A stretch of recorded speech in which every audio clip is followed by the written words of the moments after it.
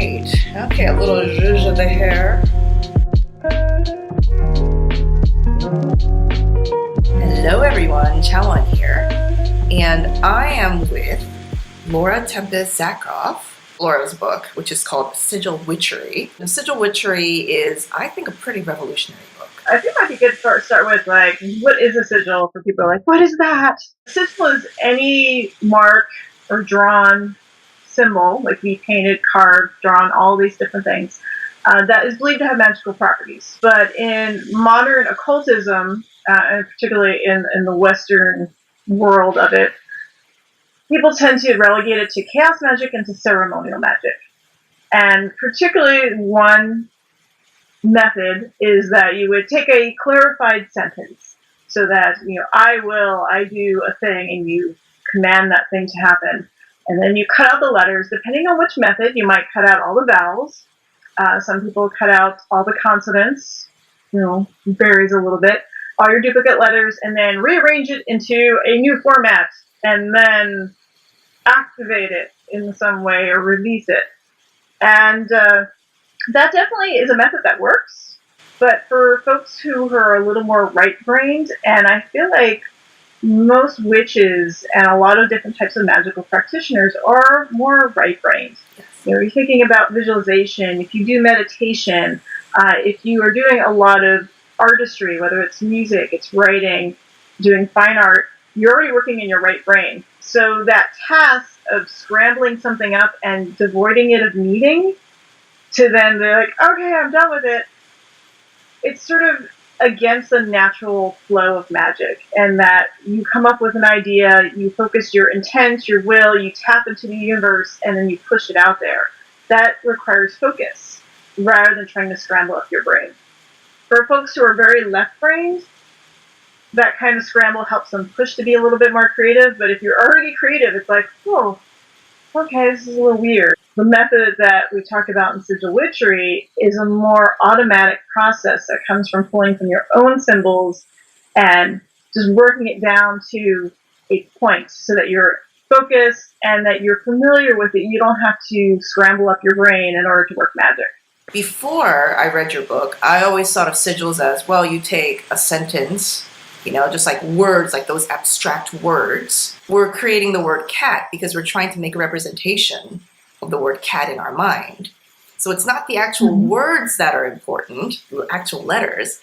It's the visuals that go with, or the concept that goes with the word. How did you come to this idea? I think it started when I was a little girl. My father is a sort of visual artist, and I grew up with all of these books on art history and little replicas of Stonehenge and cave paintings and looking at the cliff dwellers. And so I was exposed to all these different cultures of the world and these early forms of art.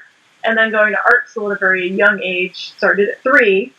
I became more comfortable with visual language, like the symbols of the world, versus speaking and talking about it first. So art was my first instinct of how to interact with the world. When I got to, I guess, the teen years, and I was developing as an artist, I was also incorporating those early ideas about magic, because that was when I was finding out that, wait, there's this thing called witchcraft, there's paganism, there's something outside of Abrahamic religion. I was drawn to Native American systems when I was young, but I knew I'm of many things. I had many different cultures in my background, but I'm not any of the Native American past. So at that, 13 or 14, I'm going, this isn't really for me. I appreciate it. So to find out that going back to my ancestors, whether that's in North Africa or going to the Slavic regions or going to Italy, throughout the Mediterranean, I'm like, wait, there are still people who believe in the old ways and the old gods and these folkloric practices. And so that became a focus in my artwork, is exploring myth and using symbols. Further on, as developed as a witch and as an artist, I was teaching a workshop called Digital Alchemy, which is about the intersection of art and magic. And in that, I look at the history of art making, whether that is the cave paintings or stupas or sand paintings, all these different cultural works of magic. And then I show some of my art, because you can always talk about what are you doing to do it. And like, what are these things in the corner? What's this stuff over here? I'm like, well, these are sigils. And I'm like, well, how did you make them? Because they're different from what we're used to with, ceremonial or chaos magic. So I had to reverse engineer. Was a very intuitive process for me. And that became a workshop and then became a book. There's actually parts in the book where we can start to talk about our own sort of symbolic resonances and alignments. We each have whatever language that we're exposed to growing up, or languages. So we have that cultural alliance with language and what's around us. We have the symbolism from street signs to what you're shown in kindergarten, to different other like the sacramental parts of our lives, whether what the wedding ring might look like, or the ceremony, to death images. Right? We each have each culture has little variations. That's ingrained in us. Like that's where we come from. Whether we have roots from far away, it's like there's that language that we grew up with. And then there's also the basis for all symbolic language, which I talk about in the book. We have a common underlying thread of a dot and a mark, a star. What does a square mean? What does a circle? Everybody can look at that, and you're going to have your own personal relationship with that symbol. A good example is the number sign, right? Our little tic-tac-toe board, which, was the pound sign on the phone, or it's a sharp sign for musicians. And in the last 5-6 years or so, maybe a little longer than that, it's become the hashtag, right? And so you have this one symbol that it doesn't have one meaning. It has a different reference depending on what age, where you're coming from, how are you using it. The same with the asterisk. And that can be a coding symbol for standing in for something else. You see them in Veves, in voodoo symbols, right? And, so that idea that something else is there. But it's an ancient symbol, and you see them in the cave paintings. You see them everywhere. And if we hold on to that idea that these symbols have been around for a long time, but they are constantly shifting and evolving, then that means if you have a personal relationship with a square, you're like, I identify as a square. It's a foundation. It makes me feel balanced. And someone else goes, oh, I feel like the square confines me, and it makes me feel like I'm just really uncomfortable. That's fine. Like, you're going to have that personal relationship, and that's what's most important. Not some random square of letters from a language that you don't even understand. Like, this is the only magical language that works. It's this thing over here, this one over there. Hebrew, great. The Hebrew letters were a response to hieroglyphics, and so they weren't meant to look like anything. So it's hilarious if you look down the line that ceremonial magicians are using them to create images and pictures out of them. I think it's so important that we recognize what powerful symbols that we have in our life that we assign meaning to, rather than being like, oh, well, some white dude, 50 years ago or 100 years ago came up with this thing. Like, that's one approach to it. But we have thousands of years of making powerful magical symbols. And I want people to tap back into that rather than worrying about doing it wrong because some guy said this is the only way to do it. Or even if he didn't say it was the only way to do it, the other people down the line said, this is the only way to do it. It's not. Magic is open to everyone. I remember when I first went to Korea and I saw a lot of swastikas. And I was like, what the fuck is going on, right? I was like, is there some sort of neo-Nazi uprising here that I don't know about? And then somebody told me, actually, the swastikas are a symbol of Buddhism. So anytime there's a temple, a Buddhist temple, they mark it with a swastika. Because Korea doesn't have a history of Nazism, that they can have maps, tons of maps showing these are the Buddhist temples, swastika, swastika, swastika, swastika. That would not fly in America. That would not fly in Germany. Can you talk more about how you use sigils in your art? I use them a lot for composition. In the sense, if I'm doing a spellcraft piece that it's going to have various images, such as like the witch heart has the human heart, and then 7 herbs that are used for flying ointments, and that's trance experience. And off to the side of that painting is this transformative sigil that's about being rooted but also expanding out. And so it plays a part in balancing the composition, but it also is like this seal, the like last little moment that's put onto the painting. So that's one way of working them in there. I use them for tiny little spell paintings for other people, so they get very simplified on these little tiny adorable ones. They're just fun and they're great focus for people. And so like for example, I did one for someone who wants to get pregnant, and that little tiny tile of the painting has this rabbit, the hare, which is known for fertility, right? And it also had her favorite flower, that was an important symbol for her. And then just these little tiny sigil points, like a little bit of triangle, a little bit of dots that helps round it and set it off. And within 6 months, she was pregnant. And now she has a little boy.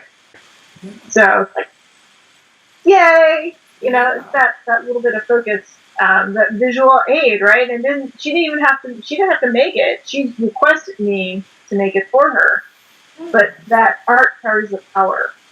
And what I love is, like, even with prints, like, you're like, oh, it must be the original. Like, no, people get prints of art and they respond to it. So art has power in all those different forms.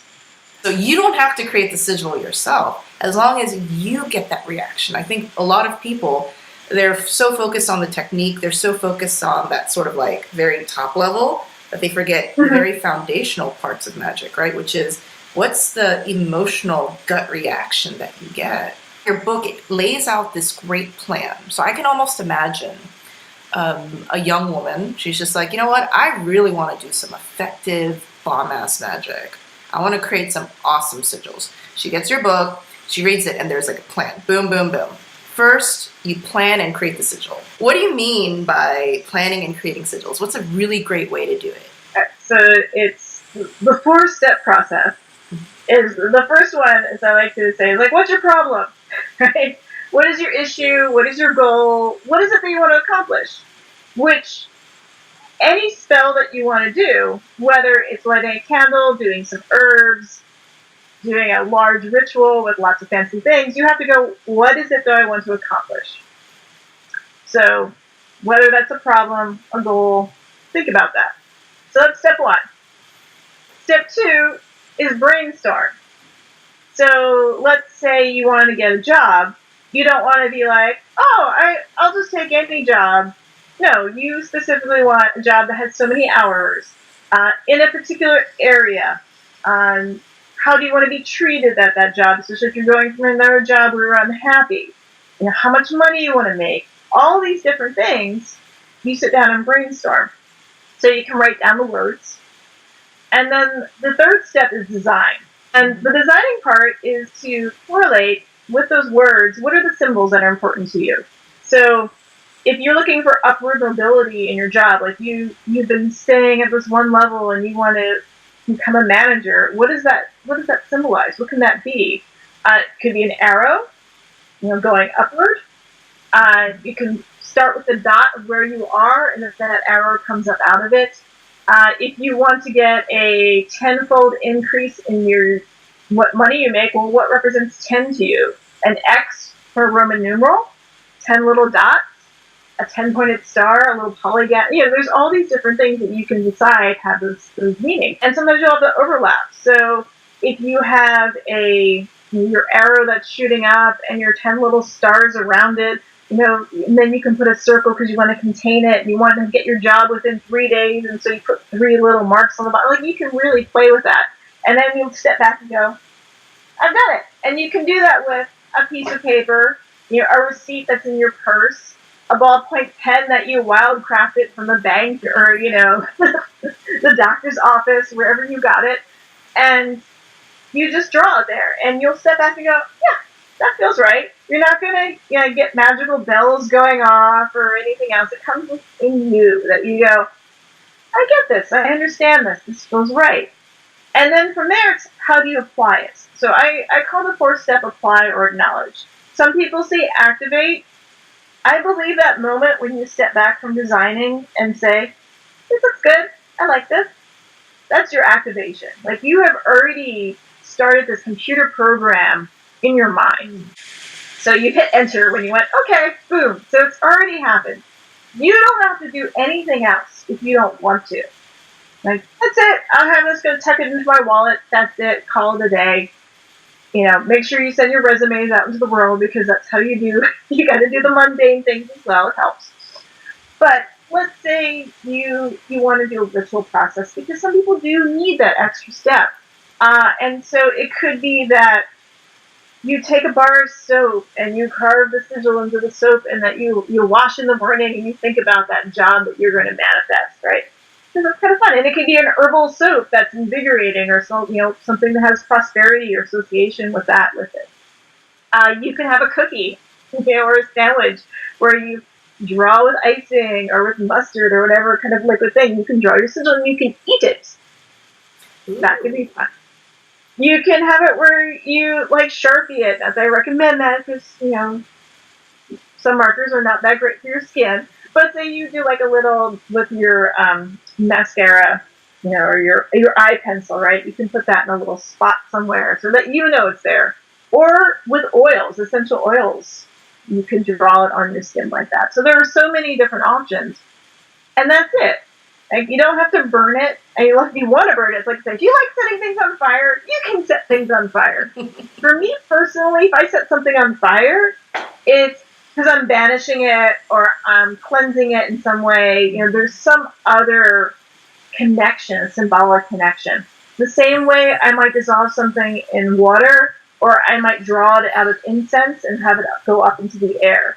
So having those further connections that feel right for you is going to be the right choice for what you do with your sigil. The way that I learned sigil magic was through a Grant Morrison video. Write down a desire. Quite simple, say it is my desire that my cat wins the Olympics. Take out all the vowels, right? Write this down, for fuck's sake, and do it. Don't just listen, do it, right? Take out the vowels, and you'll be left with a string of consonants. Take out the repeated consonants, and you'll be left with a string of consonants that have no repeats in it, whatever, X, Y, A, D, whatever. Turn that thing into a little image. Take the D, draw a big D, then you've got a T, draw a T under it, and keep reducing it down until it looks magical. And there are no rules for this thing. Do it until it looks magical. And sigils, and I mentioned this in previous interviews, sigils have not really worked for me in the past. And I'm wondering if it's because they just didn't feel right to me. Yeah, you have to find the path that works best and feels comfortable. And what I've heard, because I've taught this workshop now for a couple of years, and the book's gotten around, is I've had people who say, I don't know if it's going to work, I can never draw, I can't draw, and I'm an artist. And then by the end of the workshop, once they've read the book, or a couple weeks later, they're like, look at the thing I drew! And then the thing happens! And I think it's because you need to find that organic, intuitive path for yourself.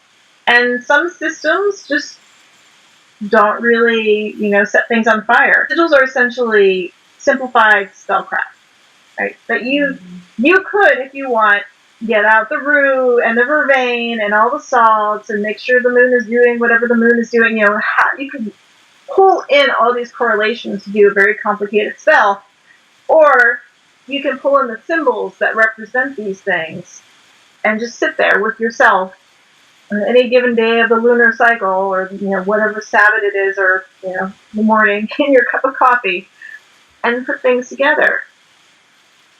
You don't need all the extra stuff. And I think with witchcraft particularly, that's that self-empowerment, that you are capable of doing the thing. You don't need anybody else's permission for you to do it. You are making it happen.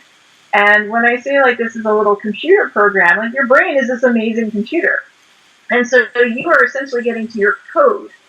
And it's, for computer jargon speak, it's low code, right? It's immediate, computer speak, instead of being like, okay, well, I need all the extra stuff up here to make a show of it. Yeah, some people need the show. Some people are like, I just want to have my cup of coffee right now. I don't want all the fancy stuff. Yeah. But you can make it as fancy as you want. A lot of people, especially young people, people of color, underprivileged people, they don't have the money to go out and buy herbs and fancy crystals and stuff. Because if you think about it, this world runs on symbols, especially online stuff. I mean, what are YouTube videos? It's just a bunch of symbols, a bunch of pictographs put together in a way that looks like we're moving. What's Instagram? Instagram is blowing up because instead of just long blocks of text, it's like this fast symbol of something. So I think this is like totally one of the easiest ways that any young person can get into witchcraft. Let's say that you don't have a pen and paper. What are other ways that you can work with sigils? You can take some salt or sugar or flour, right? What's around the house, and you can just line it up, with your finger. You can take your finger and get some dirt, and just lay things out that way. Go to the beach, go outside, clear up some clay, a piece of charcoal. Some people have like just charcoal, and even whether it's for barbecue or drawing utensil, that's another way you can do it.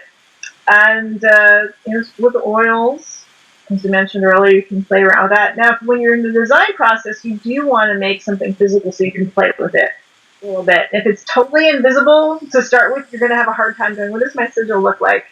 Though if you did oil with paper, you could probably get away with that too.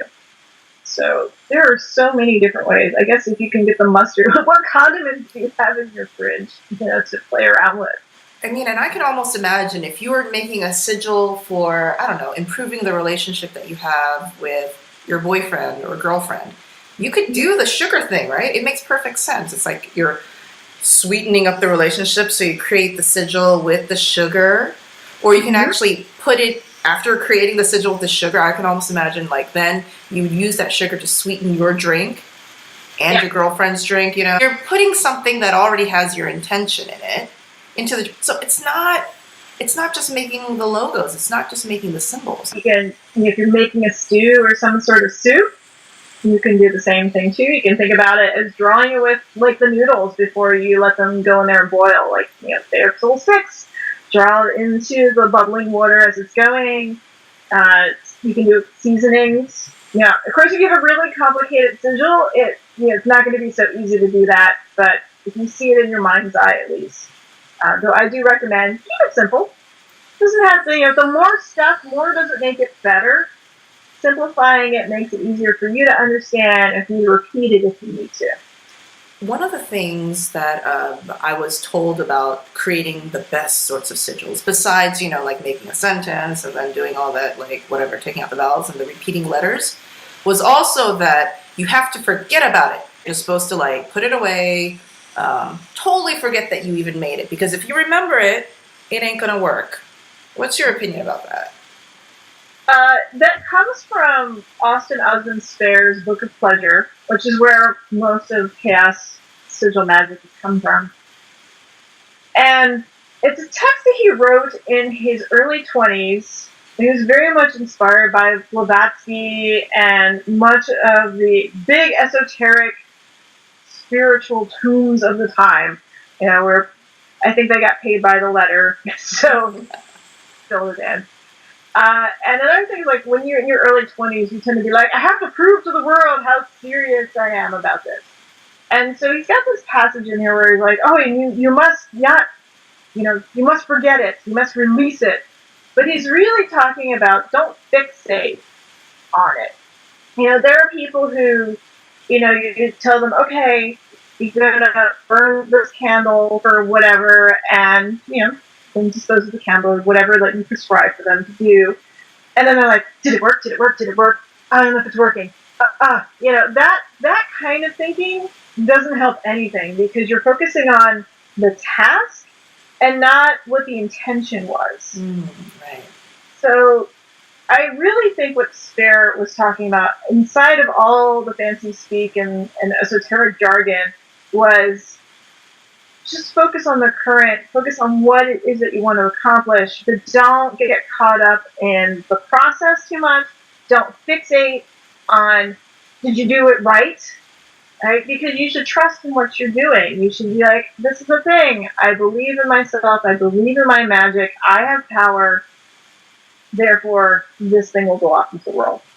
A mundane thing like finding a job, right? You're not going to be like, I'm going to do this sigil and find a job. And then I'm not going to think about finding a job, right, after that. It's just going to happen as I like sit in a basement somewhere and not connect with the world. Like, you have to get out there. And I think that's really what it is. And what happens is when people are so focused on the text, and if they're doing it wrong, they miss the point. And Sarah himself was a visual artist, and I completely believe that he had his own very intuitive process, much like how I work and how I talk about in the book. And it was the other cultists at the time, they're like, what are you doing and how did you do this? And again, at that age where you don't be like, well, I just came up with it. This is just how it works. I just do the thing. I sit there and I draw and it's magic. Nobody likes to hear that if they're, looking at these big books of, this is how you should do it. And this is what the ancient grimoire says that you should do. He's like, we came up with this. He actually says it. If anybody reads the footnotes, he says, this is for my idiot friends who have to have a process for everything. Just don't lust after results, which is like one of the fundamental sort of guidelines of effective magic. The more you clench onto the results being the way that you want it to be, the more you're going to suck and basically choke the life out of your magic. I mean, it's like that with any situation in life. If you're trying to like get into a relationship with like a really cute guy or a really cute girl, if you're constantly texting them, if you're constantly like, if you start insta-stalking them and stuff, that desperate energy, right? Because I've had experience with it myself. It's just going to drive the relationship away. And it's the same thing with magic. It's like with every single thing in life. Now, another thing that I learned from your book was about how different types of, I would say, learning styles can use sigil magic, because in a lot of ways, I'm like a physical learner, kinesthetic, I think that's the word. Mm-hmm. And it had never occurred to me that I could use my body, like actually moving, to do sigil magic. Can you explain what that actually entails? Spiritual beings having a human experience, and part of that human experience is feeling, dancing, moving. If you're of age, have a right partner that you're making love. All these different things are about connecting with your body and your spirit and the world around you. That's one of the things that I'm most excited about, because I'm just thinking about like some studies I read a couple years ago where they were advising women, especially, before you go into some sort of like big negotiation at work or some sort of very stressful meeting, you should do power poses. Mm-hmm. Like you should stand with your legs like shoulder width apart and your arms akimbo. So I'm thinking, if these are just power poses with no real intent except to just feel confident, when you do magic on top of that, there's a lot of magic. It tries to disconnect the body and the spirit. I never really understood that, because it's like if your body doesn't feel comfortable, if you're tired, if you're sick, it's really hard to do good magic.